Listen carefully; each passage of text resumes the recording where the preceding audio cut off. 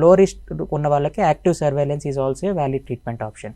అలా కాకుండా localised prostate cancer అంటే ప్రాస్టేట్లోనే ఉన్నప్పుడు కన్ఫైన్ అయి ఉన్నప్పుడు క్యాన్సర్ అనేది క్యూర్ అనేది అటెంప్ట్ చేయొచ్చు. ఎట్లా చేస్తాము అంటే రోబోటిక్ రాడికల్ ప్రాస్టెక్టమీ అనేది స్టాండర్డ్ ఆఫ్ కేర్గా భావిస్తాము. దీనిలో ఏం చేస్తాము అంటే రోబోట్ ఇన్స్ట్రుమెంట్స్ చిన్న చిన్న కట్స్ పెట్టి అబ్డామిన్లో గ్యాస్ నింపి హై మ్యాగ్నిఫికేషన్లో రోబోటిక్ ఇన్స్ట్రుమెంట్స్ ద్వారా ప్రాస్టేట్ని తీసేస్తాము, బ్లాడర్ని యురెత్రాని మళ్ళీ కలుపుతాం అన్నమాట. దీని ద్వారా క్యాన్సర్ అనేది కంప్లీట్గా ఎరాడికేట్ అయిపోతుంది బాడీ నుంచి.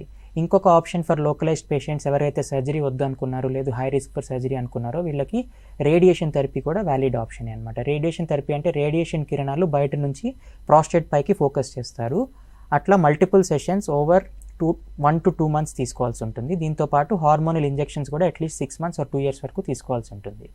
నెక్స్ట్ ఫైనల్ ట్రీట్మెంట్ మొడాలిటీ ఎవరైతే అడ్వాన్స్డ్ ప్రాస్టేట్ క్యాన్సర్ స్టేజ్లో ఉన్నారో అంటే ప్రాస్టేట్ బయటకి కూడా స్ప్రెడ్ అయిపోయిందో అటువంటి వాళ్ళకి ప్రాస్టేట్ క్యాన్సర్ని కంట్రోల్లో ఉంచడానికి హార్మోన్ థెరపీ అని ఇస్తారు. టెస్టోస్టెరాన్ సప్రెస్ చేయడం వల్ల ప్రాస్టేట్ క్యాన్సర్ సెల్స్ పెరగకుండా ఉంటాయి అన్నమాట. సెకండ్ ఆప్షన్ ఏంటి అంటే హార్మోన్ థెరపీతో పాటు వేరే chemotherapies, targeted therapies, multiple options available ఉన్నాయి ఇప్పుడు మనకి.